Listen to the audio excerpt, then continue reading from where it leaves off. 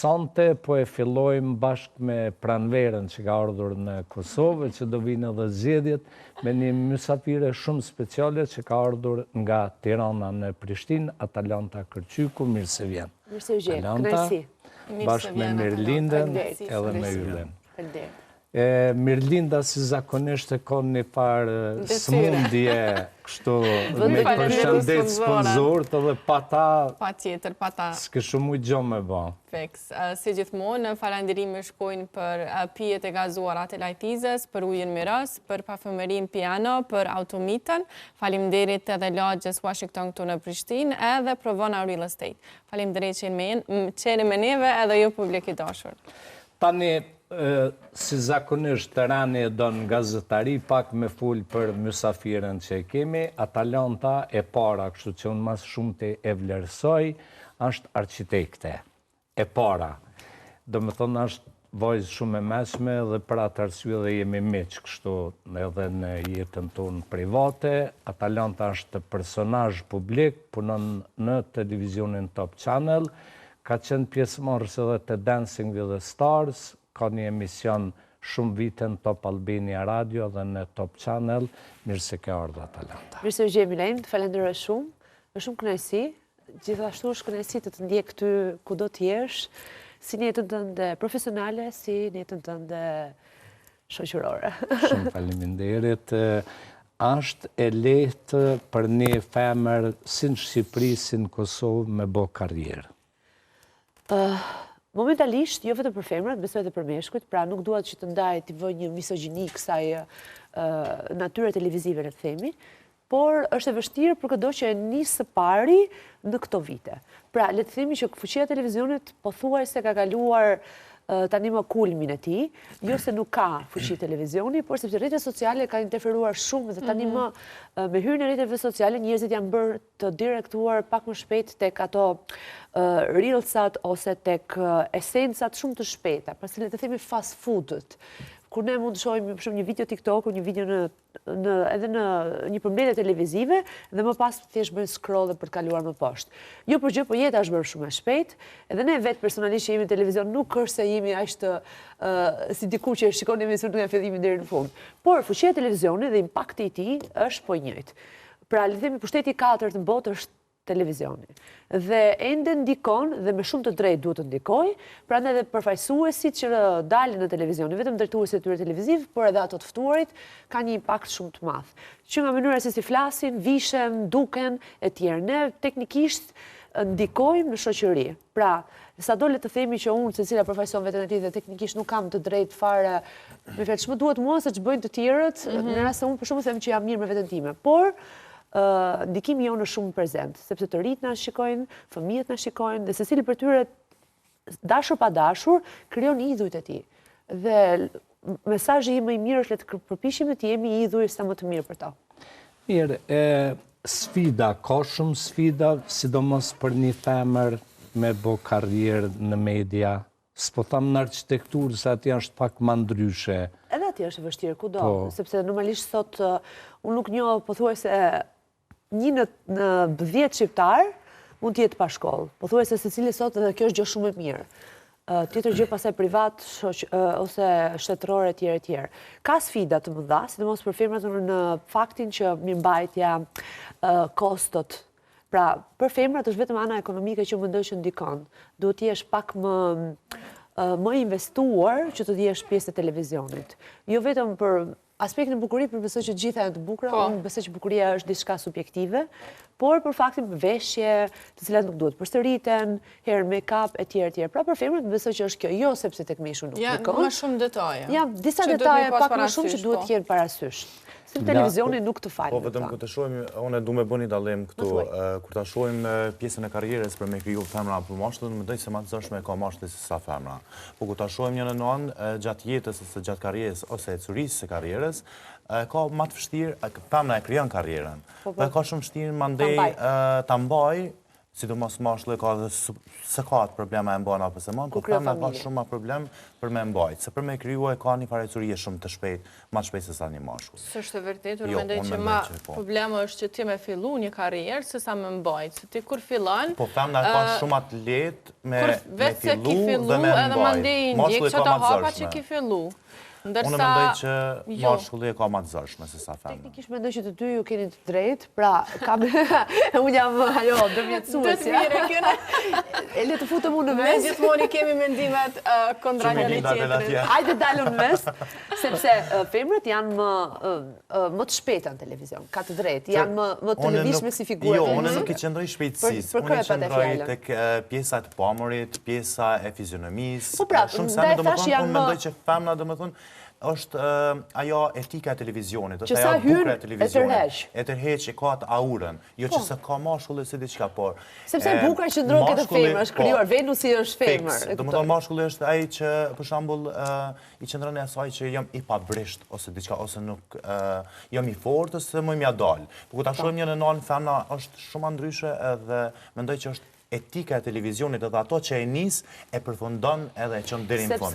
Kurse mashkulli e len në gjysmë, nuk e qënë deri në fund. Unë mendoj që femna është ajo që e ka shumë atlet me kriju, edhe me fillu, me kriju dhe me mbajt. Me mbajt, po. Nëse me mbajt, nështë ta kisha me thonë, është pak zërë. Jo, po vetëm pak se kështë ndërheq. Venusi për ndeshja e bukurisë është femër dhe televizioni me qënë se ka të bëjë me impakti, pra gjëra pa që në shënë televizion është pamja. Ndaj dhe femrat gjithmonë normalisht janë më të predispozuara për të tërhequr nga ana jashtme dhe kjo është ajo fillesat, po thua. Vazhdimësia është e vështirë. Për shembull, momentalisht mbush 6 vjet në televizion, të 6 vjet nga çdo javë normalisht medalje televizive minimalisht një herë në javë. Pra, të jesh kaq gjatë nuk është vetëm fat. Asnjëherë kurse si në këto vite të fundit nuk po e them për lavdin ndaj vetes time, por për esencën që ti tenton të depërtosh. 2-3 vitet e para unë të isha thjesht një koket, i themi, sepse nuk ke çfarë të japësh në fillim, ku ka normalisht shumë ndikim nga të tjerët më pas. Por, mënyrë se si unë u qasat pak të po bëj një qasë si drejt karrierës time, ishte sepse unë krijova emisionet të reja. Pra bëra autore, moderatore. Dhe ndikimi i krijimit të emisioneve të reja, të cilat ishin diçka ndryshme, nuk më them që janë papar, se tani më ne kemi parë pothuajse çdo lloj emisioni. Nuk di domethënë nëse ka diçka që s'është shpikur më, ose kemi për shembull shartime të 2 emisioneve dhe krijimin e një të treti. Por disa esenca që ose nuk ishin parë ose shartime të emisioneve të tjera bëren që unë të qëndroja. Tani, kjo puna e gazetarisë është sikur puna e partive politike, ose ju rritet elektorati, ose ju bie. Starti normal që është shumë i vështirë, po pastaj nëse drejtuesit e një televizioni investojnë të kualiteti një punëtori ose punëtores, atëherë të dhonë hapësirë për të rritë, do me thonë, edhe kjo është mase e natyrshme. Ti, për shembull, prej startit ke fillu të 2020-ën, Manushi. 2020-ën të Procesi sportiv ka qenë. Po, exakt. Po pastaj ke kriju emisionet tua në Top Channel. 2020-2021 ka qenë Manushi. Normalisht unë duhet futesh në nivel dhe vendi më ideal për të filluar, besoj ai është Top Channel. Nuk mundesh gradualisht të fillosh lart. Gradualisht fillohet lart, por jo direkt. Shumë vend i mirë është. Është shumë vend i mirë, është një lloj, unë i them trampolina më e mirë për të futur në televizion si për femra si për meshkuj. Po një proces, pra një sezon të tërë në procesi sportiv ku unë teknikisht detyrova të mësoja sport. Nuk dija, përveç e emri tim që është emër. Je me buni gjatë që nështë ka shkruar se se ke ditë. Jo, nuk e kam ditur, përveç e emri tim që dija që është emër skuadre futbolli në Itali, por unë kam një gjë tjetër. Unë kam shumë respekt për veten time dhe kam një lloj ndoshta edukate, ndoshta parimi, nuk e di çfarë termi mund të gjejë fiks.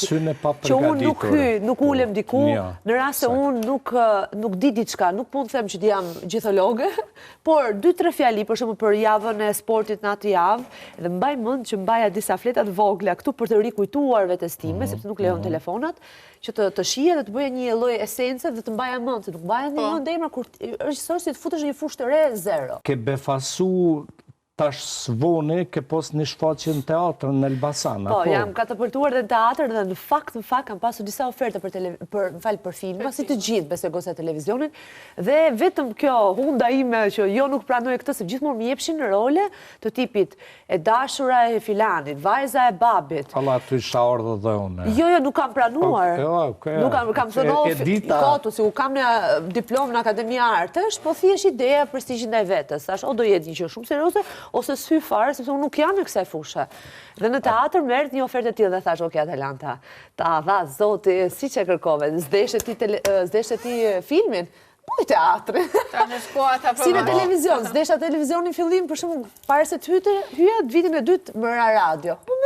Pra, si të bësh ushtri televizive është radio, dhe si të bësh ushtri kinematografike është teatri. E tash, Ylli, me ta bo një pytje ty, ti e një Eden, shoqen ti me qash, shoqe dhe Atalantes. Jo, s'është bashorte, as pak bashorte. A mundesh me morë me mend që Atalanta që janë ka që bukur, Eda e shumica e personaliteteve femra shumë të zonja në Shqipëri janë nga Elbasani. Elbasani, po. Do me thonë që në Shqipëri Elbasani shuhet për femra të bukura. Dhe ka njerës super të mirë.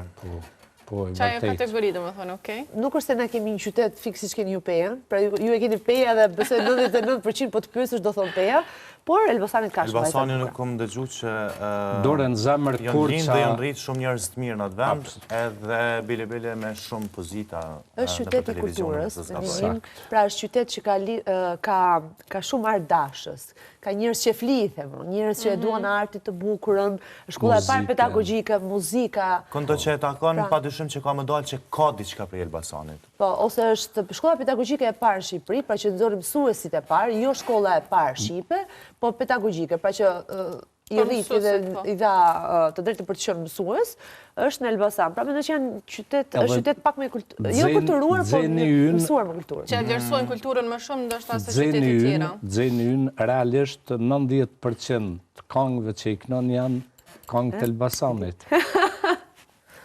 Kur s'kam qenë në Elbasan, po do s'kam ardhë. Me shumë kënaqësi. Vetëm më shkruaj. Shkodra, Elbasani, Korça, Berati. Po, edhe Berati. Realisht këtu kanë qenë Durrësi, mos të harroj, por flasë më aheng, Korçë, Shkodër, Elbasan janë aheng gjithë, që flit këngës, muzikës, të artit, dhe shamirës. Edhe qytete shumë të vjetra. Të vjetra shumë, po. Shumë.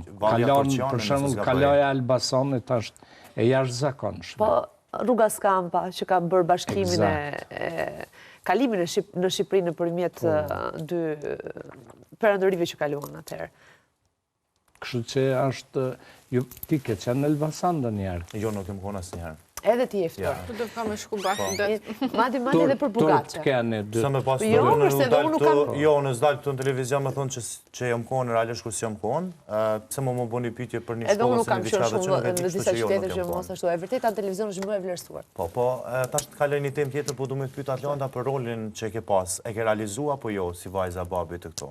Jo, nuk ishte rolin tjetër. Jo, nuk i kam pranuar, sepse ishin, pra, skenari ishte tjetër. A ke pranuar një rol tjetër këtu? Jo, në film nuk kam pranuar, sepse ishin gjithmonë, pra gjithmonë më vinin me të më ofruar ofertë të tillë. Një rol tillë, sepse më pëlqej ajo kur tha që kam filluar nga sporti, ku s'kam ditë dhe tash. Kam kaluar sport, kam kaluar në shumë tema. Kisha dashur me kalu edhe te kjo pjesë me qenë një rol me marr sa do të vogël që është. Në film thua. Po, unë kisha pas shef kështu me ta si ide për 20 minutë. Jo. Sepse në ashtë të ardhmen, kemi pas shumë hajën ashtu katonarës. Nuk është që i kam mërmoni se Albin Kurti. Besoj që në të ardhmen kemi hajën filmin edhe besoj që duesh me marë një rol të vogël. Falenderoj shumë. Sepse pas disave kemi falenderoj. Edhe 2 minuta i kemi për pjesën këtë pjesë, jepi, 2 minuta për teatrën, se a i ka mërmoni ma që mollën Albin Kurtit ma banë gjithë kështu.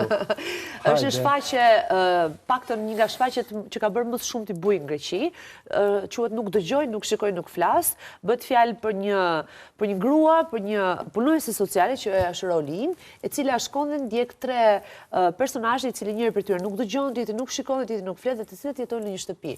Dhe rastësisht ajo kur gjatë kohës që i shikon ato në përpunën e tyre, sepse janë të impenjuar në punë, të tre dashuron me të, ajo nuk e di dhe ato tre nuk e din që kjo është e njëjta vajzë. Dhe roli zhvillohet në këtë mënyrë. Mesazhi është i thjeshtë, mesazhi është që ne duhet të ndihmojmë njerëz që kanë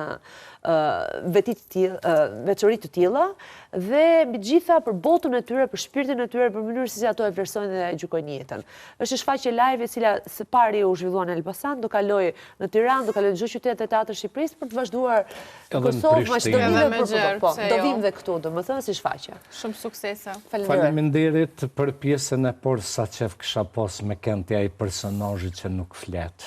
E unë nuk dëgjoj. Po sot nuk vola shumë. Jo, sot je për mësysh, pasha zote më Sot e kena pas mysafirën. Jo, ndoshta ne jap hapësirë mysafirës me ndëgju. Kapoa, sa i miri e Kështu që merr rolin Atlanta, ndëgjon mua. E në dytë, Ja e spegojna me fulas ditën tretë. Nesër, ora 20:00, faleminderit për sonte, shqiptar kudo që jeni.